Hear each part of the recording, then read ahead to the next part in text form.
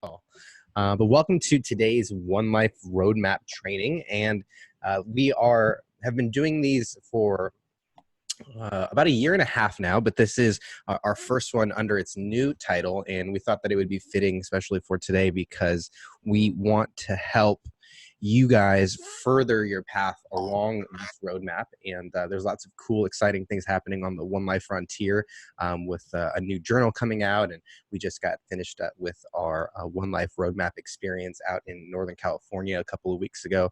And so just a lot of cool things are happening in One Life world. And today is always a exciting day because finances seem to be a hot topic for a lot of people. And so we've got a couple of experts or panelists, or however you want to think of these people who have gone out there and just created a wealth of experience for themselves and are now willing to kind of share their journey. And those who are here on the live call, you guys got a chance to hear from Will Brown. He's going to be one of our panelists, and we're going to introduce Ellen Smith.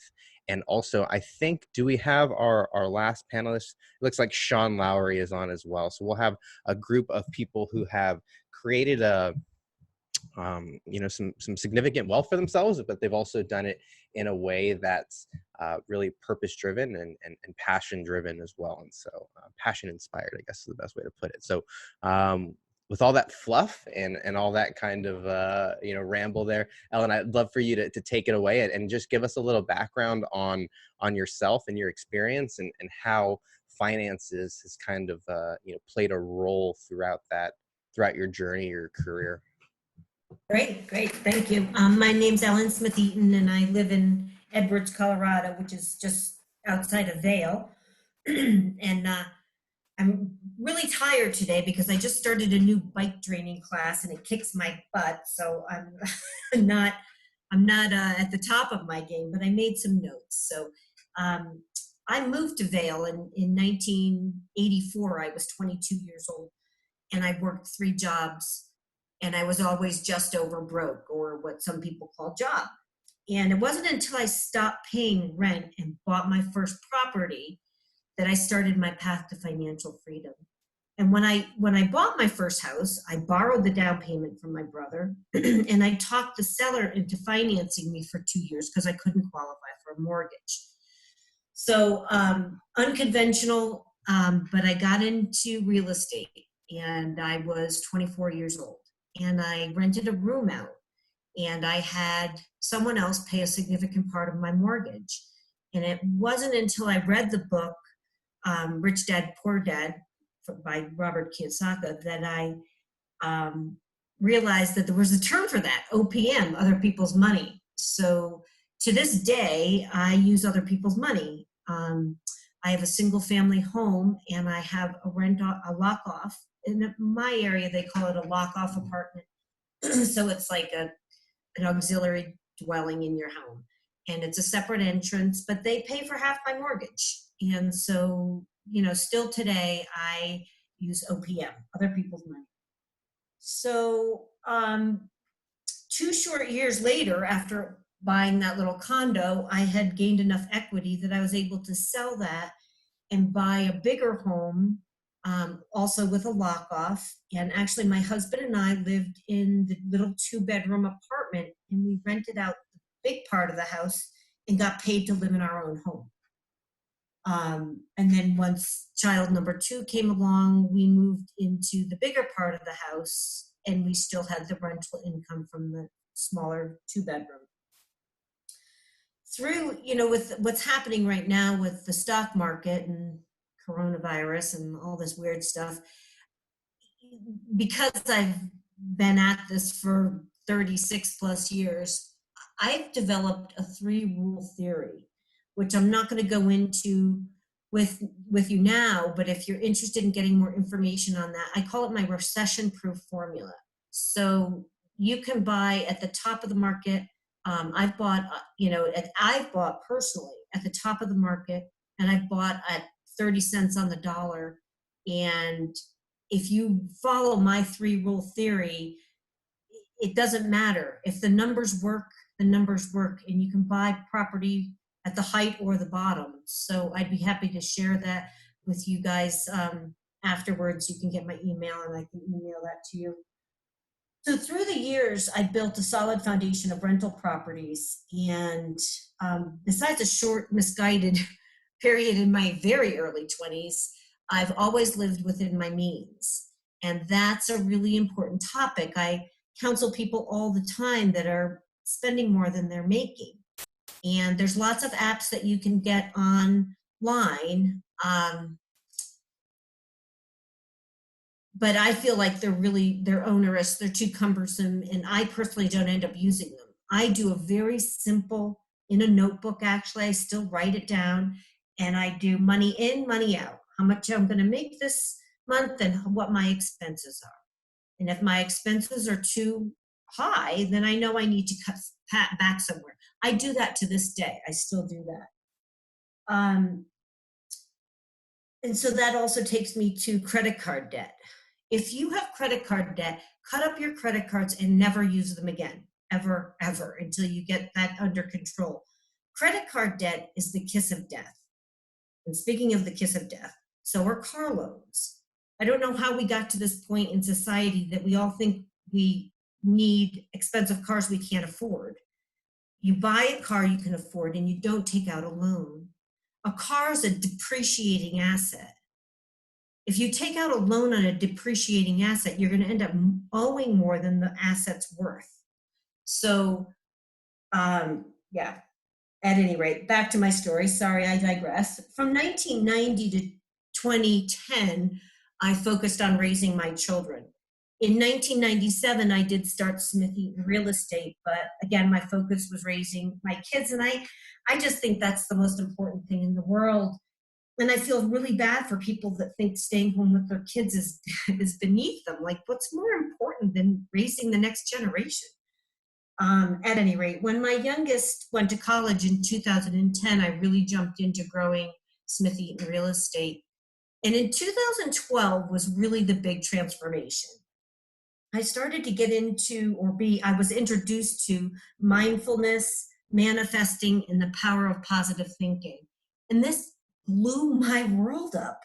I'd always known about positive thinking, but when I really started to read about it, it changed my entire life. I have 3 books that really were so influential. One is The Power of Your Subconscious Mind by Joseph Murray. The other one is Think and Grow Rich by Napoleon Hill, and Rich Dad, Poor Dad by Robert Kiyosaki. These 3 books changed my life in every dimension. I quadrupled my income and I doubled my net worth. So it works, and it's so easy. So today I work for fun. My goal is to make more money, work less, play more, and travel more, volunteer more, and donate more. So it's really easy. Think and Grow Rich is a recipe book. So my advice is buy it today, read it slowly, do everything that he says in that book, and your world will blow up in a really great way. So that's it for me. That's great, Ellen. We're going to come back, and I'm sure that there are questions. What I would encourage everybody who's on live to really think about what question is relevant to you, because you can see she's been a beginner. She's gone through all the stages and has really achieved a level of mastery. And I think what's most important for these panels is that the topics are relevant to you. And so we want to know, especially with finances, where should, at what level do we want to talk about? Level 1, level 4, because it looks like Ellen has been through it all, and so she can really speak to it. And I think it's important for you guys to have input. So thank you, Ellen. We're going to come back, and I'm sure we'll want to hear more about that 3-rule theory as well. It looks like Tim is trying to get the goods already from you. Let's send it over to Sean. If he's still on it looks like Sean's on. And Sean is a longtime One Life supporter, and actually the other half of our one of our team members here at One Life. And I'd love for you to just Sean, you can kind of start wherever you feel is appropriate. But similarly, what I think is really powerful about all these people who are on today is they're speaking from a place of success, but they can all go back to a place where that wasn't the case, or where it didn't appear like that on the outside. And so, Sean, I know you've had a ton of success in real estate, raising a couple of kids, doing it, and really at an accelerated rate, over a few years. So why don't you share with us kind of your guys' journey and what it looks like today, and kind of where you guys came from. My screen is frozen. Can you hear me okay? We can hear you though. All right. So I'll just keep that beautiful image of me staring, just confused on that screen. So enjoy that. So yeah, thank you, Hector and Tim and everyone at One Life. So the skinny about my story is just never being satisfied with being unsatisfied. So if we go back in time 15 years ago, getting out of college, I had no idea what I wanted to do. So got my finance degree because I figured that's what men do, honestly, at the time. That's what my father did, so I figured that's what I would do. And the advice at the time was get that first job or wherever it is at a good company. It's a stepping stone job, but it'll lead to another opportunity, and keep working your way up. Very traditional. It never sat right with me. I lasted about 2 or 3 years. Did get a free MBA out of that, which did nothing for me, but I got a free trip to China from that MBA, paid by the company, so that was cool. And then once I got my MBA degree from Villanova University, I lived just outside of Philadelphia, I decided to quit my job. And if I recall correctly, Cheryl probably remembers, I think we were engaged, and I came home and I'm like, hey, so I'm unemployed now. But I felt great. And really it was just, I didn't want to just go down that path of a lack of any passion whatsoever. So I got out of it, and I bought my neighbor's house. The gentleman had passed away. I knocked on the door and negotiated with the family to buy my first flip. That property did not flip. It flopped, but I kept it as a rental for over 10 years. That was my first soiree into rental real estate. Back then, I was just really getting into, again, and Ellen was mentioning a lot of the same books that were inspirational for me. 2005 or so, I came across Think and Grow Rich, but before that, the book that I think is kind of the big Cliff Notes version of Think and Grow Rich is As a Man Thinketh. So the reason I bring up As a Man Thinketh is, for me, it's all about mindset. And to this day, it's all about mindset for me. So what I believe in and what I am strongly emotionally tied to, and I can envision it in my mind, it has absolutely come to reality every single time. And the times in life from back then till today that I'm sort of drifting, I don't really have a clear focus, a defined one thing or why or specific goal that gets me fired up. I do find myself drifting, and I take my 3 steps forward and I take 6 steps back. So financially, growing up, it was all about save, save, save. And I really think I was fundamentally a phenomenal saver.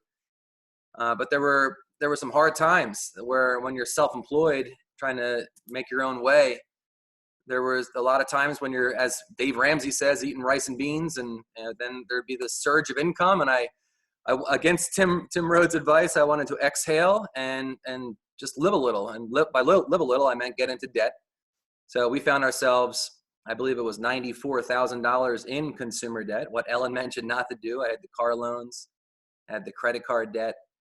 And before I knew it, everything was maxed out. And I'm like, wow, this is stifling. And then a friend of mine gave me Dave Ramsey's Total Money Makeover. I'm not here to preach that book, but that simple plan of the debt snowball.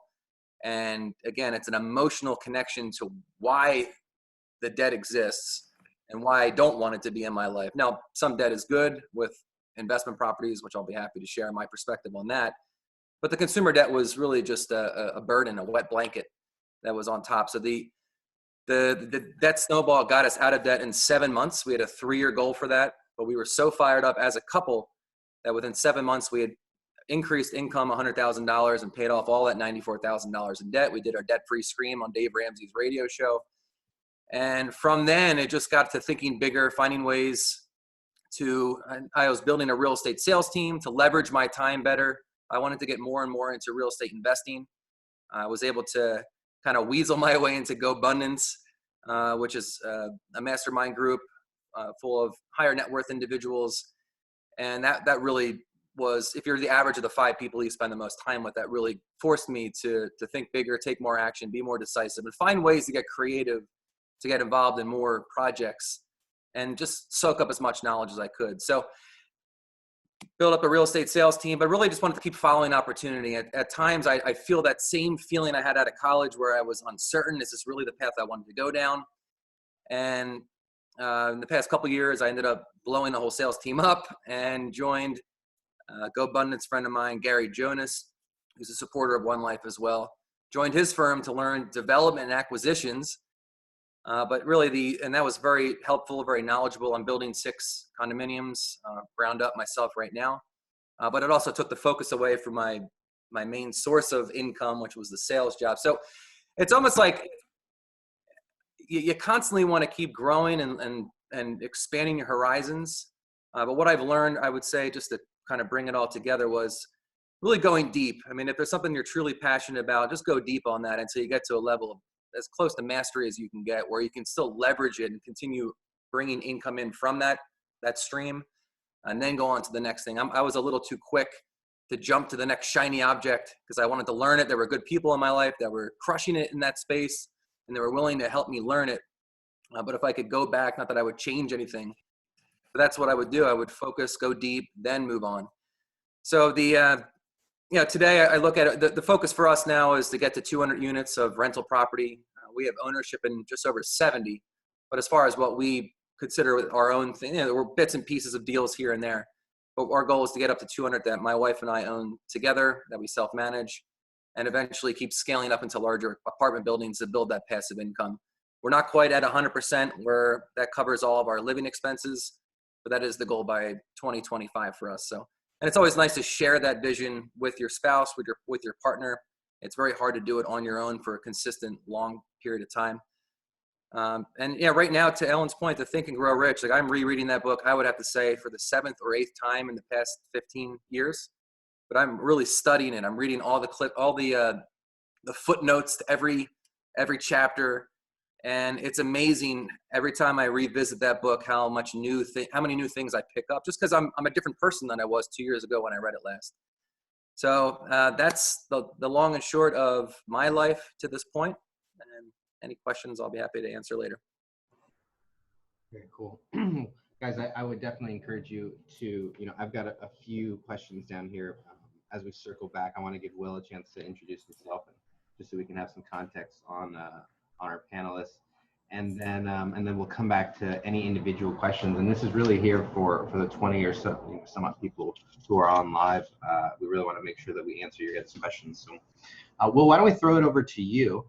And I'd love for you to just introduce yourself. I know you shared a little bit before we started the recording, but feel free to kind of take us through your experience as finances and as an investor, and you kind of go wherever you'd like with it.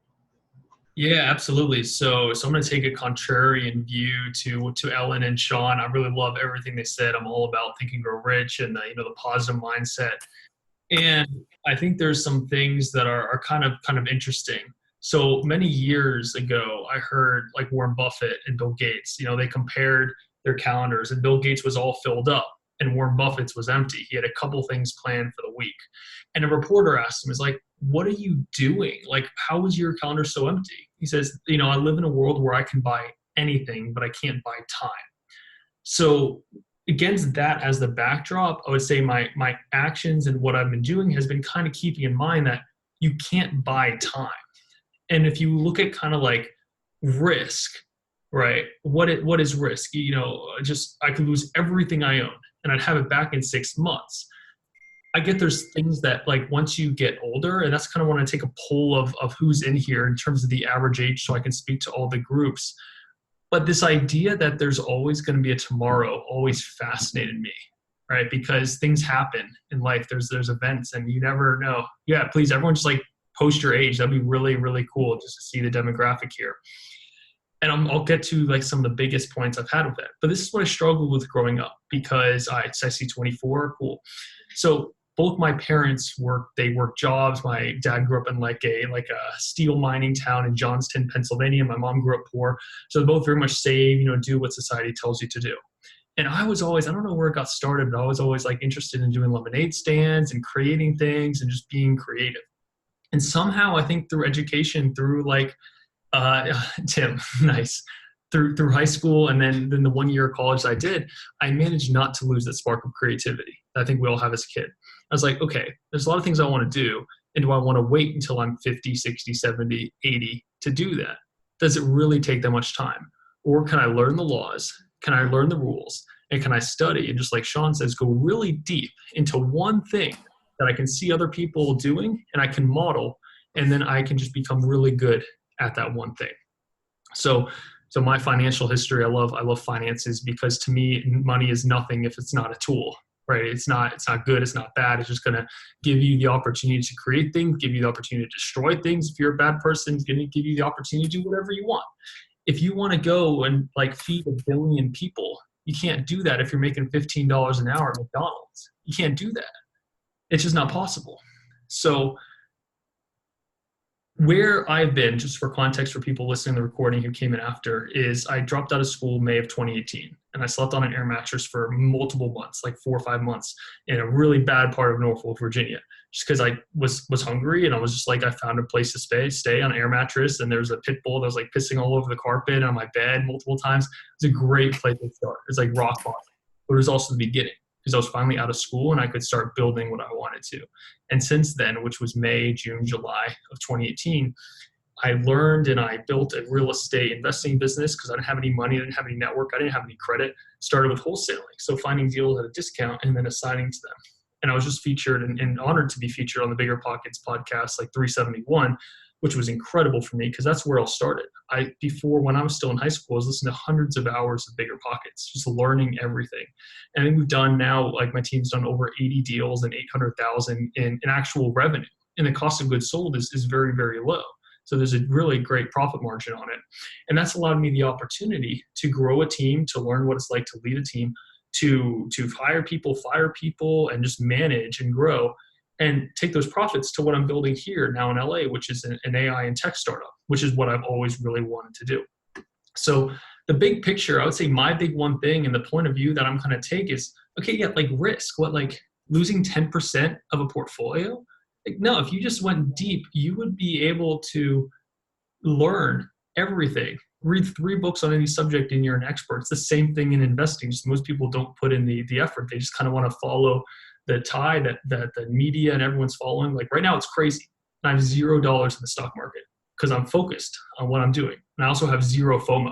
So if you guys have FOMO, maybe take a look at that to say, okay, what's going on? And maybe use it as an opportunity to say, am I just interested in it because of all this hype and volatility that's going on? Or am I interested in this because I think I can actually learn to ride this bull and do this long-term, or are you trying to make a short-term profit? Yes, thanks, Sean. FOMO, fear of missing out. So let's see here. My financial history, one note I had is it's easier to quit a job when you don't have one. And I would be too naive to say that, listen, I've had so many conversations with people in the last 2 years that have families, that have all these responsibilities, that failure for you can't just go sleep on a friend's couch. That doesn't mean it needs to take you 5, 10, 15, 20 years. The trick is, and this is what I'll end with, I got on a video call with someone who was like a friend of the person I was staying with in May of 2018, and I set a 3-year goal to be a millionaire, so about like 14 months from now. And the person asked me on the phone call, like, Will, would you be happy if you became a millionaire then? I'm like, yeah. And they were like, why? I'm like, well, because I know I'd have to learn a lot, and it's really about becoming the person that can do that, and that would set me up on a great trajectory. And they said, okay. And then they're like, well, would you be happy if you set a goal to be worth and make $10 million in 3 years, but you didn't quite get all the way there? Say you got like halfway there, 5 million. Would you be happy? I was like, oh, absolutely. I'd be even more so, because I just took something much bigger on and be solving much more challenging problems and have much greater trajectory going into my 20s. So I took it on. And every single month since then, every single week, every single day, subconsciously, my actions, right, aligning with Think and Grow Rich, are aligning with, okay, this is where I'm at right now, but I can't just do this forever. I think people kind of stick with it. Like, you're not going to become financially free to the extent that you're really free doing 2 flips a year, but it's a really great way to get started, right? That model just doesn't work. It would take you an entire lifetime. So I was like always questioning the methods I was doing. And now it's the point where, I mean, debt can be leveraged, right? I don't necessarily think that credit cards and car loans are inherently bad. I think they require a certain amount of intelligence to use them as a tool, just like you need a certain amount of intelligence to use any other power tool, like a jackhammer or a nail gun or anything like that. If you don't have the intelligence, you're gonna shoot yourself in the foot. But if you know how to use them and you can see, okay, how does money actually work? And you're looking at interest rates and you're able to leverage and get 10, 20, 30% on your investments, or even higher because you're investing in yourself and your own education, I would 100% say so. But it comes down to having that fundamental belief and not really having a plan B. And my version of plan B is giving up and going back to the status quo. Take that off the table, and like what the mind is capable of just continues to amaze me and the people around me. And that's my that's gonna be the point of view that I come to discussions with. And thank you for allowing me to share. Thanks, Will. That was fantastic. And I appreciate, I wrote down outside the box thinking. And I think that's really, maybe for you, it seems standard, but I think that's really great that you're bringing that to the discussion. So I appreciate it. One thing that I'd like to just throw out there to get started, and either of the panelists can take the question, is one thing that Tim preaches is the financial ABCs, and A is knowing what's coming in, B is knowing what's coming out, and C is investing the rest wisely. And I'm paraphrasing to an extent, but I'd love for you guys to share how that has played in, and knowing what your income is, and Ellen, I think you mentioned tracking it. Where do expenses play into your mindset or your plan? And then a lot of you guys talked about investing and how that was a tool and a strategy for you to grow your wealth. So does anyone want to take the first stab at it? Would either of you guys like to? I just spoke a good amount. Ellen or Sean? Yeah, Sean, you want to go? Alan, you seem fired up. Go right ahead. Okay. Well, for me, it was very different. Up until I'd say 2010, I just dumped everything I possibly could into real estate, and I wouldn't say that it was necessarily. As I said, I always lived within my means, but whenever I got extra money, I never put in an IRA or a savings account. It always went directly into real estate. So, and then when I started to build more wealth, then I started to diversify. So I don't know. I don't feel like I'm really answering your question. No, I think that's fantastic, because one of the biggest things that I think Tim, preaches is really just being intentional with your money, and really knowing where it's going, where it's coming from, and having a purpose and a place for it. So can you guys talk a little bit about your mindset? I know, Will, you talked a little bit about your mindset when it comes to looking at money. Ellen, Sean, or Will, when it comes to finances, is there a particular mindset that you guys have found got you here, or was there a shift that happened in your mindset that allowed you to have a particular level of success?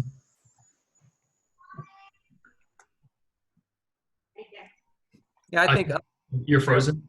Oh, go ahead. Okay. So Tim, when I had coached with Tim, I don't know, Tim, a decade ago or 8 years, whatever it's been a while.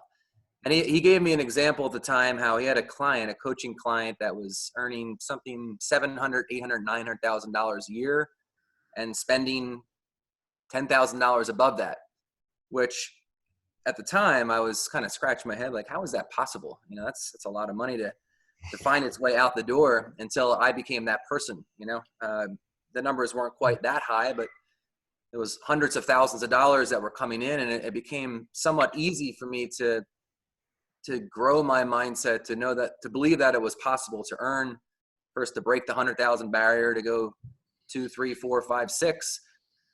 And then what I found when I didn't have the discipline of a budget, and there's a lot of different opinions I've heard over the years on the concept of a budget. When I wasn't paying attention, and my wife likes to use the phrase "death by 1,000 cuts," most of it would find its way right out the door if it wasn't earmarked for anything purposeful.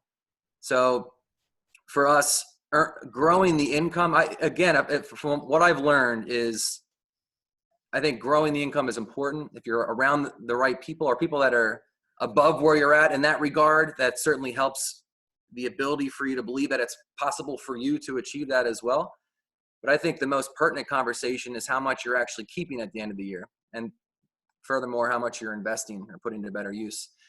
And that's not a conversation I had very much growing up or through those years. So unfortunately for me, the A minus B, A income, B expenses, C what's left to invest, I in a sense disregarded that, but unintentionally. So it was a death by 1,000 cuts. I mean, we would look back over the year and it was pretty much all gone. Now, some of it was put into real estate deals, what have you, but so I would say it's an incredibly simple but effective reminder that the A part is exciting, but the B, to me, when I look at most people that I consider to be wealthy, that have done a phenomenal job in having more left to invest, that's what they focused on. Your income, I know you can't see me, but your income is going up, but that expense level kind of stays the same, or maybe creeps up a little bit as your lifestyle increases along with it. So it's not about what you make, it's about what you keep. I always used to laugh at that, but it's so incredibly true. I'd like to add to that the mindset is the thing that really sent me on the trajectory of doubling my net worth and quadrupling my income. And just the words you feed your brain are everything. I caught myself saying, and I think I can't remember which book it was in. I think it was Think and Grow Rich, about don't ever say you can't afford. You could say it's not in the budget this month. Little things like that, and the mindset of abundance. It's such a fine line between living within your means and living an abundant life. And the more you practice, the more it gets easy. For example, I've always traveled. I was a single parent for most of those years, 1990 to 2010. And I always went on these crazy trips with my kids, and everybody would say, how would you do that? And I would just manifest it. I would start by booking the airline flight. And then somehow I would manifest the money to fill in the bookends. So I had the bookends of the flights, and somehow the money came, and we went on these amazing adventures.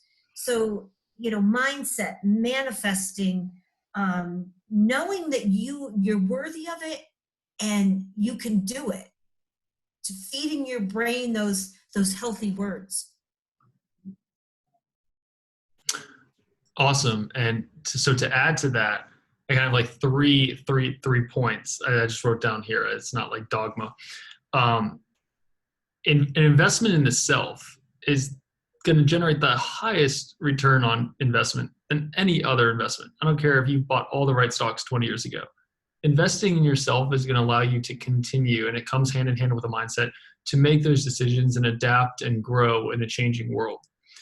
Number two, don't waste. I think this is kind of like rule one for financial intelligence is, even though like I've gotten the business to the point where now I'm paying multiple engineers who work for me, because I'm doing the first run of fundraising for my company myself, the same amount of salary that I had buddies back in college who are going into hundreds of thousands of dollars of debt to then get a job at that.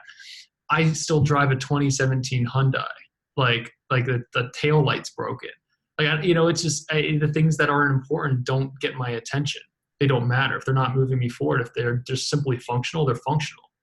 So a lot of it comes down to, and I think Gary Vee talks about this a lot, if any of you guys follow him, is, buying things you don't need to impress people you don't like. Sadly, that's today's society. and we kind of steered towards it. And I think with Instagram removing likes, I think we'll be moving away from that a little bit, hopefully, as a society. But just so much money being spent that just you're taking steps backward after you're working so hard. And especially if you're trying to be, intentional about really moving forward to buy things just for looks and just for showing, right? Show people your success, show people the track record that you're building. And number 3, probably the most important in my book, which is making more. And so I want to try something here too, just because I love the engagement that we got with the ages. So I see like 50s, 20s, 30s. Got it. No one less than 10 in here. Maybe that's who I really want to talk to. I think I'm talking to like the One Life like kids group too. That's going to be great. But ask yourself a question. What is, say like frame it like this. I'll put it here. My time is worth X per hour and my employer is paying me Y. Like, what do you guys all say? If we get a couple people in there, I'd love to, and maybe even get some, I don't know, Tim, can we break the rules and get some people that want to participate in the group to kind of talk about that, to see, because time is just time. I want to see who's let someone else decide what your hourly rate is. And now you're basing your entire future and your entire finances off of someone else's decision. So if we have anyone that's brave, that's willing to jump in there, that'd be really cool to see and to talk about or talk to. But it's this whole idea of, who's determining what you're worth per hour. If you're starting and we're saying, okay, you want to make sure there's as little loss and waste from the top line to the bottom line, how do you grow the top line, especially if you're still working at a job, right? No takers, no one's brave. I'll jump in. I have an employee and I keep, so she works 2 days a week for someone else, and I keep nudging her to do, Raisa, what do you think you're worth? And she's like, I think I'm worth $50 an hour. I'm like, oh my God, no, you're worth $75 an hour. I challenge you to go to kids. I pay her more than that.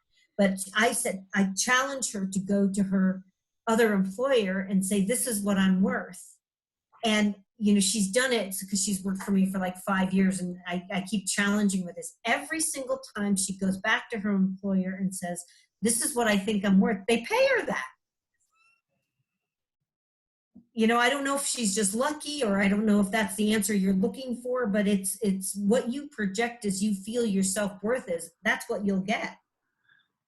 Yeah, and then I love what Tim and One Life's done here too. It's where your passion meets an opportunity in the marketplace meets, it's like your skills, right? The triangle, the fulfillment triangle. Did I get that right?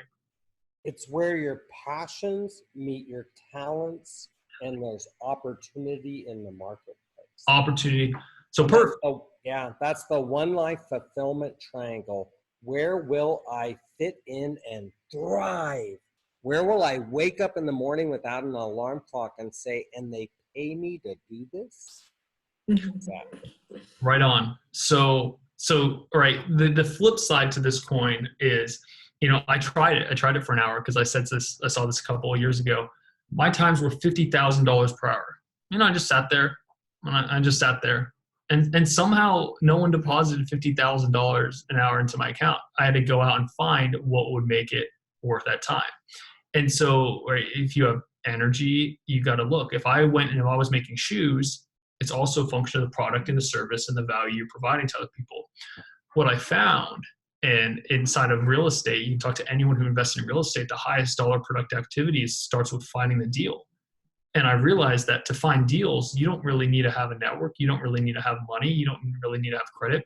So I just focused on, let me build a business around finding the deals, build a business around the most dollar productive activity. And then automatically, because my time and efforts were focusing there, it was just a function of iteration until it got working. But I was in the right place where I could bring my talents and my skills and my passion. And suddenly, because I was in the right domain, now my dollar per hour is like 50, 100 times what they were paying me in my first job when I was in high school, when I was working at a daycare, picking up toddlers. But I was still breathing. I was still just being a person. It was just I was doing different things in a different domain. Kirk just said, economically, my time is worth 200. My employer pays me 85. So Awesome, Kurt. Yeah, do you want to talk more to that, or figure out like how can we, how do you switch those numbers or add a 0 to both of them? What needs to happen?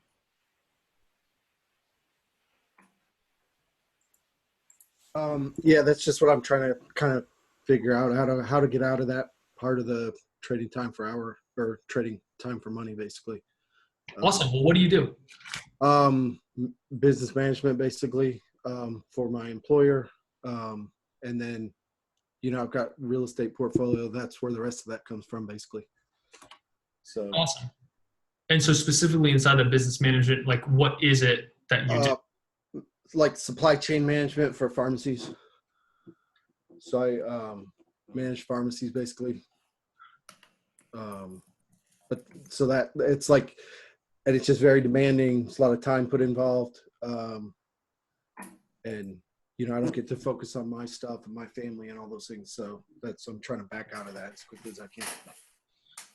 Sure. Pharmaceuticals, they got a ton of money. And I've heard, spoken to a lot of people that are in different industries, like accountants, right? That were putting all this time for an accounting, or just consultants, or people that were working inside of a company, but they got really good at it. And then they were able to go off on their own and kind of work with some of the connections that they had, where really it's like how my revenue comes in is on a deal by deal basis. It's on how great of a deal can I assign to someone else, and what's that fee look like inside of there. So have you considered, or is that standard in your in your field, where you outside? I mean, I could do more. I could do other stuff, but it's kind of like limited. Where I can go to real estate or something like that, I have unlimited potential. But here, I'm basically an hourly worker, so I could go up to corporate levels and things like that. But there's a limit on what I'm going to be able to do with that. And as I would go up with that, then it's more demanding on my time and all that. So that's not really interesting to me. So I'm basically taking my resources from my employment and pouring everything I can into my real estate, and sort of just taking my profits from that and backfilling it back into more real estate, and just trying to build that as quickly as I can. Awesome. Well, the only thing I have to add to that is if you're decent at talking to people and you can solve problems and resolve issues, I can guarantee you that what you're doing with supply chain management for pharmaceuticals is 100 times more complicated than building a very profitable just real estate acquisitions business and be able to find deals. It's really about creating simple win-wins. And as soon as you get in, you'll probably realize you're way overqualified, and you could actually make the jump tomorrow and sticking with it, have much greater success on a much shorter timeline, because what you're doing, you're not coming from flipping burgers, you're coming from dealing with much more complicated things. And I think that the challenge inside of that transition is allowing yourself to keep it simple and allowing it to come across and be simple when you're used to something so complex, but you're overqualified for it, I would say, which is a good thing. Yeah, and thank you. I mean, and there's a certain component of that that's kind of fear, because I've high expenses. I'm kind of hesitant to make that jump. And I know I could do it, but there's that fear there. Kurt, I want to thank you for hopping in. And if you guys have other questions, we're coming in on the last 15 minutes or so. So throw them in the chat there, or if you want to unmute yourself, you're more than welcome to do that. I'd like to just pose a question to either of the panelists, and really talk about when you're analyzing what type of investment. I know, Will said, you said that you don't have any money in the stock market, and a lot of you guys mentioned real estate being your vehicle. When you're looking at and assessing the different vehicles that are out there to invest in, what can you guys talk about your process or your mindset, or tactic strategies, wherever you guys want to take it? But I think that's something that a lot of people are they get stuck in that early phase, and then they don't actually end up taking action, and it's because maybe they don't have that early bit of knowledge or advice to get them going. Yeah, I would say I invest in projects and types of deals where either it goes tremendously well or it just goes awful. I'm able to be involved in such a way that I can see the operations, learns the in and outs, and the next time I can add a 0 to the end of the size of that deal and go in with a lot more lessons and a lot more experience to leverage to then make better decisions. I don't see it as linear. I see it as, and inside of that, to answer the specific questions, is real estate properties. We do some where people are facing foreclosure and I'm taking over mortgages. I need to make sure the property is cash flowing. I need to make sure that it's got enough equity to weather a downturn. But besides that, like I said, I don't have anything in the stock market and I don't know or understand the stock market. And the one thing I don't like is no matter, how hard you stare at your screen, you're not going to be able to control really what it does every single day. You can control and pick and select the investments in real estate at a much greater rate. I would say it's much more stable over the long term. I think one thing that Will had said before was how an investment in yourself has the greatest return on investment. And I only share that to this question that Hector raised about Kurt, for example, or Raina, who I know, that is thinking of what's next and how do I, Kurt mentioned fear. So Kurt he mentioned higher expenses, making a good living, but obviously has passion that he wants to dig into more, but it's the fear of making that transition. So I wonder if anyone else on the call has something that's itching at them that they want to pursue, but it's the fear of whatever. You can fill in the blanks for yourself. So I say that for me, to that point, if investing in yourself is the most important thing, well, that's always the best place to start is that. And I'm a believer in just going for it. I mean, yes, set aside some savings, have an emergency fund. But I had a conversation with a friend that was in the same job for 15 years and lacked complete passion. He just quit the job. He's been traveling the world ever since, probably not now with what's going on, but I have no doubt in my mind that great things are going to come his way because he broke the cycle of going into that place day after day. Sometimes you just need to make a big jump like that. So to answer the specific question about investing, for me, it's getting my mind around something and getting as much knowledge around. For us, it's buying multifamily. That's the most important thing. And it is, the purchase is the most important thing. That's where the money is won or lost. I know it's cliche, but I've lost money on flips in particular. And it's a matter of leaving the emotion out of it. How do you do that? Well, you do it a lot more than you are now. Otherwise, if you're not looking at enough deals, you only have one that crosses your plate every week or whatever. It's going to seem like that's the only one you have to get. And you have to do whatever you can to get it. And that's going to bite you in the butt. But it's rambling a bit, but I think I do wonder if anyone on the call is thinking about how do I make that transition. I'm kind of jumping over two different conversation topics here. But I'd love to hear, I know we're running out of time, but is anyone dealing with that? Or has anyone made that transition and succeeded? I'll jump in. So yeah, I was trying to answer your question, Tim, as far as what do I mean? It's such an awesome feeling to not be trading my time for money anymore on an hourly basis, because I did make that leap last year in July. I quit 2 days before my birthday because I didn't want to turn 1 year older and still be going into that corporate job. And I just had to make the leap. The job, I wanted to leave like a year before, but I kept saying, no, you got to get the product to, be feeding you income before you can leave. And the catch-22 was there was no way the product was gonna, in my mind, gonna get launched if I was spending 8 hours a day draining my energy, giving it to something I wasn't passionate about.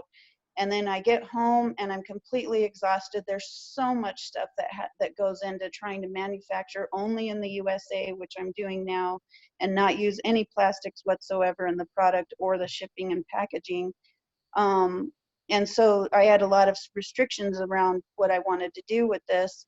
And anyway, when I finally made that leap, I can't tell you how refreshing it is to not have to be under someone else's thumb telling me how much money I can have per hour and how many days of sick leave and vacation, etc.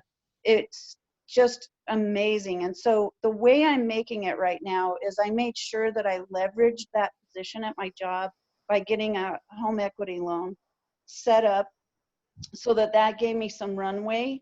And then I lived, I still have a few savings. Today I finished my taxes. That's going to buy me 2 more months worth of expenses, because I only need a certain amount per month. It'll probably buy me 3 months, but because I'm very frugal. But anyway, so I just made enough. I made 3 months worth of income today just by finishing my tax return today. So, and in the means, dotting all the I's and crossing the T's, and just figuring out how you work this machine and oil it well and get things running so that I can step away and this is going to run itself. I hope that makes sense. Well, congratulations on that. And that's awesome. That's a one life story. And I think that's so cool. And finding your passions, utilizing your talents, and then going out there and creating an opportunity in the marketplace for yourself. Frankly, that's Thank so you. wonderful. Guys, we have a few minutes left, so I want to really encourage you guys to, if you have any specific questions for Ellen or Will or Sean, to throw them down there. I'd love for you guys, Ellen or Will and Sean, to share in a few moments, or really quickly, if you could give us the 30-second where to find you or where to get connected with you, where the best place, if someone wants to stay connected or has a question or something like that. Will, where's the best place to do that? Yeah, so 2 things. You can reach out to me on Instagram, will.jbrown. I'll put it in the chat here as well. And just shoot me. I respond to all the messages there, and I'll follow you back because I'm interested in what everyone's up to. I love people that are trying to grab life big and just really go after it. And then number 2, if you're in real estate or kind of want to see, get on our newsletter and get updates about what we're doing, that I'll be writing myself, ariestech.ai, and there's a blue button there where I put the tools for the podcast I was on, for people to just to help share some of the tools that I've used in real estate. And then Instagram is will.jbrown, and reach out to me there. Awesome. Ellen, what about you? Where's the best place for you? I'm giving my email, and then people are welcome to call, text, my phone. Wonderful. And did you drop it there in the chat? Oh, yeah, but I didn't do it. I did it privately to Tim. Never mind. Sean, you want to let people know where they can find you as well? Yeah, I should be on Instagram and all that stuff, but just email is still the best way, and just something I'd be happy to, if anyone is interested in learning to analyze a multifamily deal or a flip, I'll be happy to share the template that I use and the process if anybody's interested in a quick call. Yeah, we didn't get to the 3 rule theory either. So maybe if you guys want to stick around, maybe Ellen can share a little bit about that. But I do want to. Hey Hector, before you do that, let's keep it going after 5 o'clock. If anybody can stay on, and if the panelists can, that's great. If you can't, not. And I've got some comments on all 3 of their what they had to share. So there's a tease for anybody that wants to stay on after 5. Take us home, Hector. Yeah. Well, I just want to thank you guys, everybody who's here alive on the call, and anybody who's made it this far on the replay. You guys are part of our family, and it means so much for you to have you guys, and for you guys to give some time and to be a part of this. One thing that we've realized in talking to our community and trying to see how we can best serve you guys, one of the things that we heard resoundingly was you wanted more of these types of trainings, and you wanted to be able to go deeper and dive deeper and really master and take these concepts to a mastery level. And so Tim has been working hard in the background, developing relationships with some of the most influential people on the planet, frankly. And so I think Ellen mentioned reading Robert Kiyosaki, or his name came up a couple of times. He was actually on our master class this past January. And one thing that we've been doing is creating or scheduling, putting together these master classes with these world-class leaders. This month's masterclass features David Osborne, who I believe at our last event was approaching the billion mark in terms of his net worth. And so the levels on this thing are just are really, really great. And the opportunity to be in an intimate setting like this, where there's going to be about this many people on, you'll have an opportunity to connect with David in a really cool setting and ask him questions. And so that's going to be later on this month for our contributor club members. It's a group of people who choose to support One Life monthly, and they get some really cool perks like those master classes. They also get coaching calls with people like David and some really other really great experts in all of the other core areas. So finances and wellness and vision planning and relationships. And some of you guys are part of that contributor club. And it's been a big part of how One Life has been able to impact so many people. And so if you guys are interested, you guys can go to onelifefullylive.org/support. And you can see all the cool details or all the cool perks and bonuses. You get some One Life swag, you get some coaching, you get some discounts. So we try and make it really fun. And with a lot of charities, there's a giving aspect, and it's great to give, but all of you guys are on this call because you guys are investing into yourself. And so I think that's the biggest thing that we wanted to create, was a program where you could really get just as much value out of your contribution as you're giving. So that's onelifefullylive.org/support, and you guys can get involved. Or if you guys have any questions, feel free to send me a message. You can send info@onelifefullylive.org a message, or you can find us on the good old internet. So Tim, with that being said, I'd love for you to share your thoughts and your ideas on what was shared today, and kind of bring us home, if you will. Sure. So if you notice, there were three different distinct personalities at different places on their journey. And I thought about who did we want on this call, and I noticed how Will is rambunctious and young, and just he was on a $1 million goal and jumped it up to 10 million. And Ellen really was really focused on enjoying the ride along the way and making sure she was there for her kids. So it was more of a get rich slow, and Sean's somewhere in the middle of all that. He's a busy family person who, I coached 10 years ago, and have watched him get to a great place, kind of dig a bit of a hole for himself, and then come out of it. He said he's doing that 6-unit multifamily in Philly. So all of them are at different places on their journey. But if you notice, and I don't know, Will, we can keep talking about this in the after call, but I don't know what kind of defense you play. But I know Ellen enjoyed life, wasn't a miser or anything, but enjoyed life along the way, but really monitored what's going in and what's going out. I know Sean really monitors what's going in and what's going out. And that's such a big piece of the One Life finances. This is almost like a second job, if you think about it. It's just monitoring, how could that ABCs, how can I earn more? How can I monitor what's going in and out? How can I pay off debt if I'm on that side of it? And how can I learn all about investing wisely, finding the right vehicle fits for me and my, your level of risk tolerance of what you can do. I had a very high risk tolerance at Will's age. I have no risk tolerance now, or much more limited.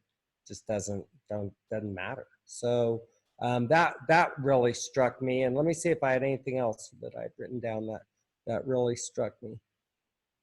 The Ellen's no bling on the credit cards, avoid car loans.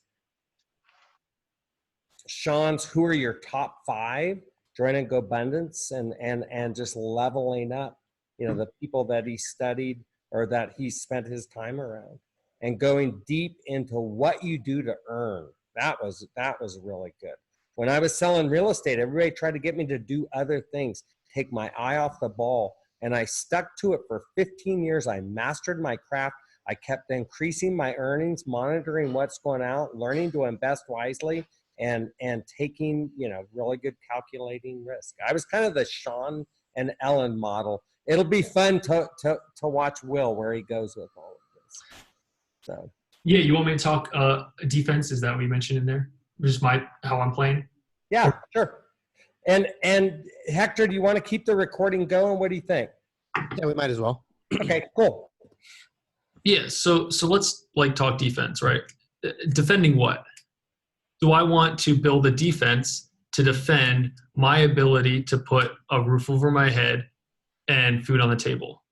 Absolutely. Need that to live. Very helpful if I can put clothes on myself too. Okay, got it. And I don't think I could live a life where that was maintained it. I was just thinking, I was like, because I own some properties, I could live in one, a 4-unit apartment, I could live in one of the units. I'd be possibly cash flowing thousands because I would still be focused on it, building it, making a really great amount of money, but I would be bored. So kind of with defense, right? It's okay, defense, in the context of game, losing what? When you've got a family, it's totally different. You got to play, but I'm about the offense and investing in myself, and the mistakes that I've made, the times that I've lost money, are the times that I've also guaranteed myself to do better for the rest of my life because I've learned a lesson that I would never have otherwise. I don't think the concept of defense is different. Let's do this. Do you have a big car loan? Do you have a shit ton of credit card debt? Do you own a boat? Do you own an RV? No. Okay. So you see what I'm saying? You're so busy earning and investing, you ain't spending no money, bro. You may be going out for meals and stuff probably, but well, I'm paying multiple engine. My money is, I'm not spending. I would say I'm investing. Yeah, no, that, yeah. And So- and I know I know where your engineers are, and that's a side project than what your day job is, correct? With the flipping the shit ton of homes. It's been flipped. My other thing's a day job. My business, and I'm handing the real estate off because we're here and we're getting a lot of traction. It's really exciting and it's demanding more and more of my time, but more and more of the focus. But the defense, yes, it needs to be on a foundation of financial intelligence. But I want to make sure, let's go back to what you just said. That's still bleeding at this point. Oh yeah, 100%. Okay, so it's an investment that you couldn't be making if you weren't, you may be handing that off to farming it out of who's on the hamster wheel making the money, but that wheel better shit out money or the whole thing doesn't work. Yeah, I'll have to give back my rented Ferrari. Right. I'm kidding for everyone. I drive a Hyundai. Good for you. So you are playing. You're just playing the offense at an extremely high level, which I love for everybody on this call to hear your level of risk taking. Of what you're willing to do. I was an extremely high risk taker. I called myself a level 13 on a scale of 10. I think you're a 25 on a scale. Well, here's what it comes down to, Tim. I could have $1 trillion and I can't buy more time. So, you know what I mean? Even if let me debate you on it. Let's do it. Freaking hurry. Why not? Why not? Why does Rome need to be built in a day? As long as you're getting the goods and you're taking some time to get out in nature and really get to know yourself along the way, then we're good. Here's the here's the hurdle. Okay. If you will, is I set a goal a couple years ago because I saw we were going to Mars. I was like, okay, cool, but in a couple decades that's going to be mainstream. And so I set a goal to colonize Titan, which is Saturn's largest moon, by 2050. And I gotta, and it's not something that's do I have to do that? Absolutely no.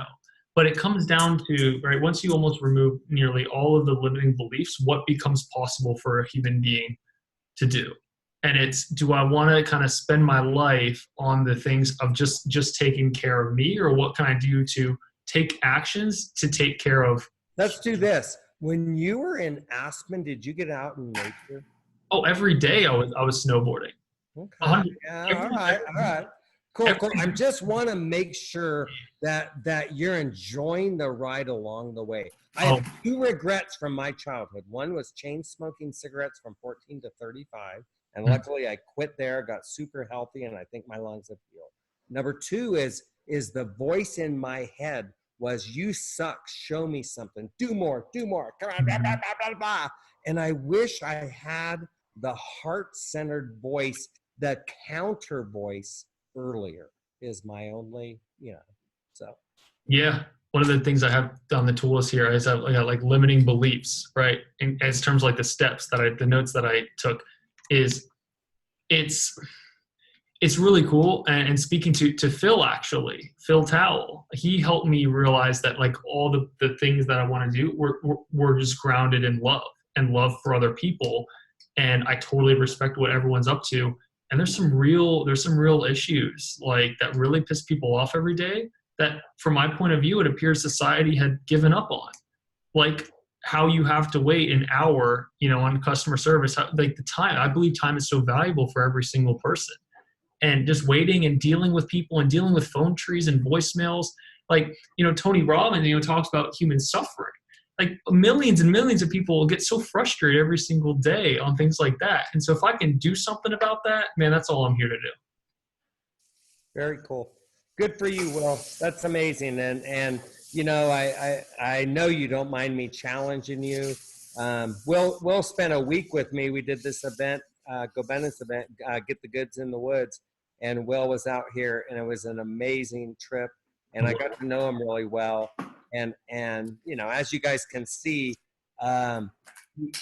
you're a unique individual that was given innate gifts, and you're playing them full out. It's really cool to see. All of you think about this from the fulfillment triangle standpoint. This is a person that is existing in this at a very young age, that knows who he is, knows who he's after. And dude, do you set a freaking alarm clock? Oh yeah. I would sleep like 10 hours every day. I'm still 20. My body still wants sleep. Yeah. I get it. But no, I'm not super hard on myself. It's probably the other way. You stay up all night. Yeah, I try to go to bed early. That's the interesting thing is I looked at the models and I looked at what most people's entrepreneur experience looks like. And they work very hard on themselves physically and mentally. But, as CEO and as like chief, like creative of actually building and making decisions, it's really about working smarter, not harder. So I've said if I can just spend 23 hours a day just like thinking and sleeping and resting, and then the 1 hour make those core decisions, I will make far better decisions than anyone who's spending 8 hours a day every single day just trying to pound out and just get a lot done. It's the difference between being productive and being busy. But when I unlock that and when I disattach from someone else like paying me per hour, it was so cool because I realized, wow, I can live a life on my own terms, and I can figure out what really works for me because we're all individual, our habits, all our needs and things that are going to make our brains tick at the highest level.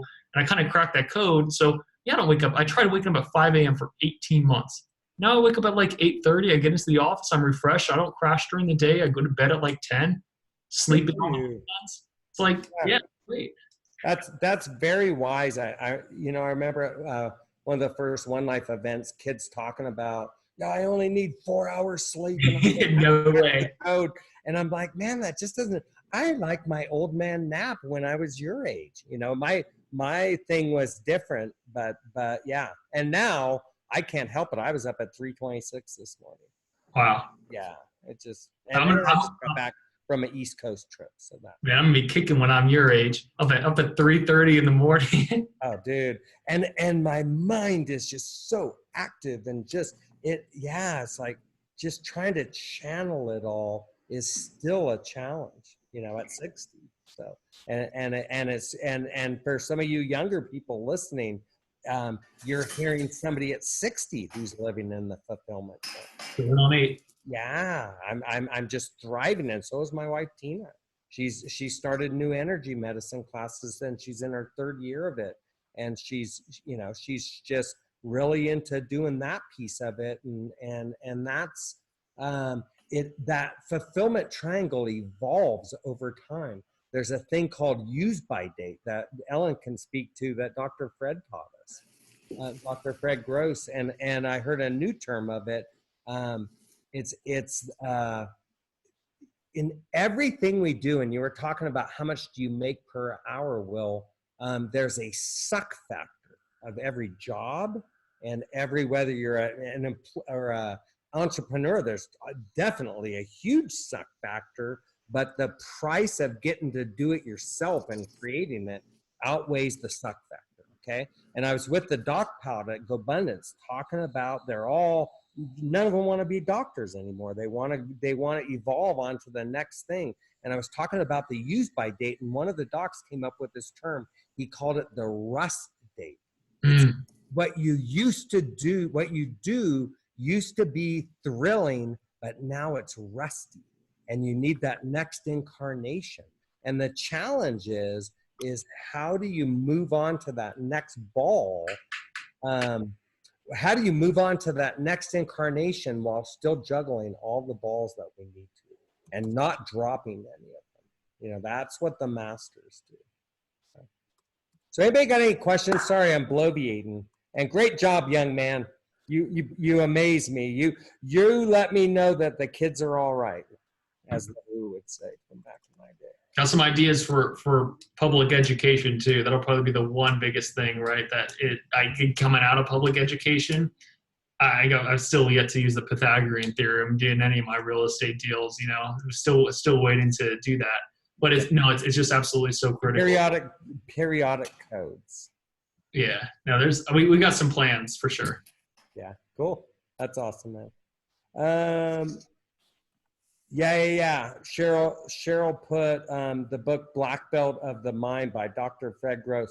Just so you guys know, if you haven't read that book, he's the grandfather. In some ways, I feel like the grandfather of One Life, and seeing Will Little do an event in Philly last week, seeing stuff like that. And he had 70 people that he taught, and seeing this just start to take off.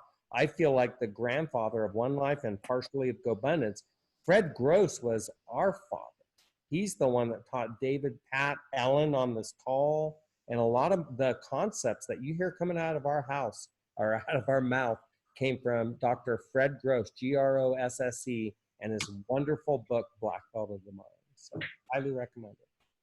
Awesome. Hey, I want to address Sterling real quick here. And first of all, commend you, man, for your vulnerability and authenticity and sharing, and share with you the one biggest tool that worked for me. And it came to me for context. Sterling's is what are some specific things I can do for negative self-talk, anyone's experience that can help.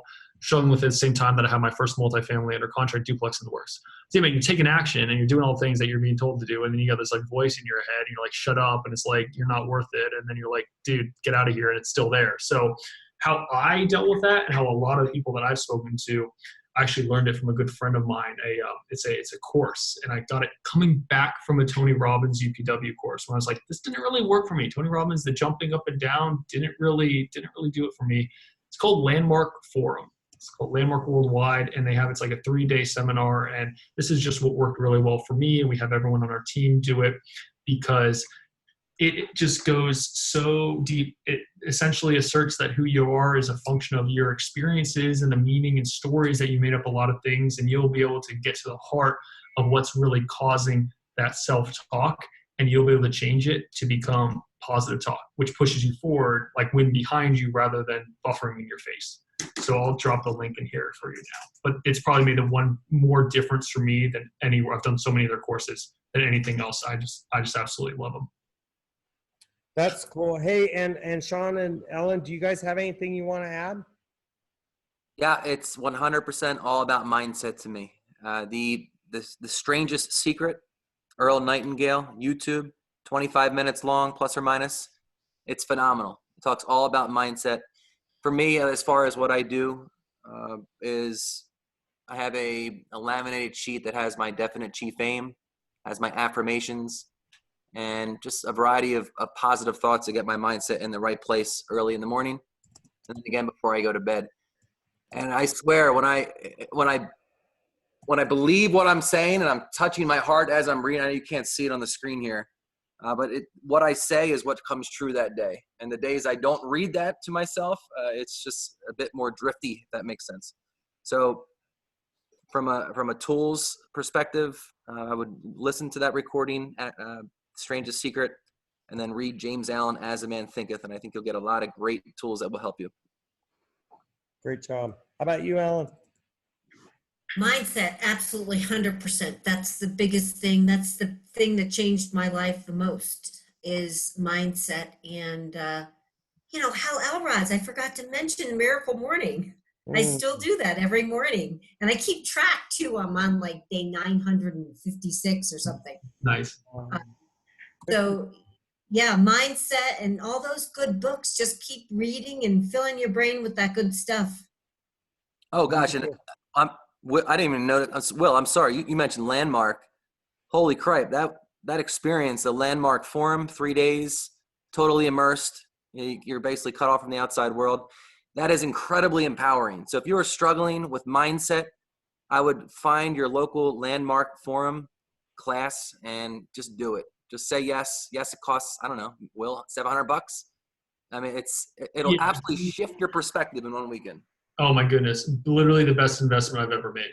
And I've sent so many people and everyone's like, holy crap. And it's so unique and so different to any other thing that I've ever done. And probably you could say Sean as well, and the methodology where, you just go out there and you get out there and you be vulnerable and you want to talk, you want to share, and a lot of things will work themselves out in the way that you want. And then you have that power moving forward. It's beautiful. That's funny. I think I've done just about everything there is to do, and I've never done that. Oh, Tim, you gotta go. I don't know if they have one in Portola. They probably have one in Reno. Hey, Will, if you see Scott's question here, and while you get ready to answer that, I want to touch on one thing that I believe it was Ellen talked about, or maybe it was Will, was the poverty mindset. And Dr. Fred Gross talked about this also, of just not, how can I put it, not wanting to spend money on yourself is one thing, but not wanting to get away and do little things to reward yourself along the way. And that was one of the mindset shifts that I made when I started making money selling real estate.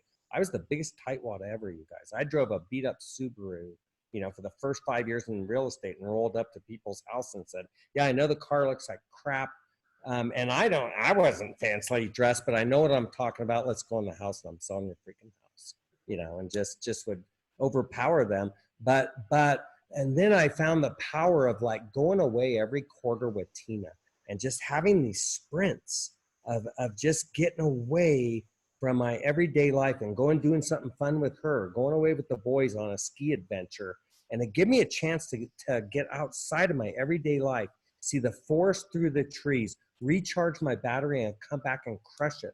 And the things I found is I loved that so much. It made me feel so good spending that money. It made me come back and earn more so I can do it again. So think of that concept, poverty mentality. I get two things on that. I can emphasize with you on the car, except mine was so bad because I had a 2000 Honda when I first got started. I wouldn't even park in front of their house. I'd park around the street because it had an off-color fender. That's classic. Yeah, mine was beat up with dents and scratches all over it and shit. So it was my dad's hand-me-down, actually. And it was paid off. I didn't care. Yeah. That's awesome. Yeah. So please answer Scott's question. Absolutely. So the two things here, I'll drop them in the chat just so people have it. In terms of strategies for sourcing deals, I'm guessing you're talking about like lead generation methods. So, we're always changing, always trying different things. I don't have a lot of success with direct mail. Don't have a lot of success with online advertising. What I do have a lot of success with is ringless voicemails and text message marketing. And if you want to I don't want to take the whole time here, but I spoke about this for probably about half an hour on the recent Bigger Pockets podcast. What you might do is, why don't you leave the link to that? That's a good thought. Yeah, leave the link to that. And Scott, listen to that. I know he's a student of the game, and anybody else that wants to. And I know that'll be an amazing interview. So. It was cool to come on, like I said, share my story. And then I also left a link at the end of it there, which is actually ariestech.ai, where I provide the links and the tools. And just because these guys, I love them so much, I just like plug them. They're like, yo, let's work something out. And so I got like discount codes for the CRMs and stuff like that set up with them too. That's awesome. So anybody have any last questions or comments before Hector takes us home? Cool. All right, Hector, thanks. Thanks, Will. Thanks, Ellen. Thanks, Sean. You guys were all amazing. And, you know, I just love where this community is and where we're going. So, Hector, bring it home, buddy. Thanks so much, guys, for being on today. Next month, we have our One Life Roadmap trainings. They're the second Wednesday of every month, and so we try and keep some sort of order in terms of the core four. And so this month was was our finances month, and next month is our wellness month, which will feature I believe we're going to be featuring Sam and Rachel Weggert, which they are some martial arts they owners of martial arts studios, and just some really all around great people. So thanks for hanging out with us. We'll post the recording in the One Life Mighty Network. April 8th, Hector? Yes, April 8th, Wednesday, April 8th. Cool. Sounds great. 5 p.m. Pacific. You can just go to the same link, onelifefullylived.org/join. If you guys are not in the contributor club, there's still time to get in before the call with David Osborne. So if you guys are curious what you guys get when you guys join, just go to onelifefullylived.org/support, and you guys can see all that stuff there as well. Thank you so much for everybody who made it through all of this time, and we appreciate that so much, and we'll see you all next month. Bye-bye, y'all. Thank you. Bye. It was fun. Thanks, Tim. Thanks, One Life. Thanks, Will. Thanks, Ellen. Thank you, Sean. We appreciate it a ton. See you guys. Yep. If you're listening to this recording, please support One Life. Join our contributor club. We're doing great things. Thank you.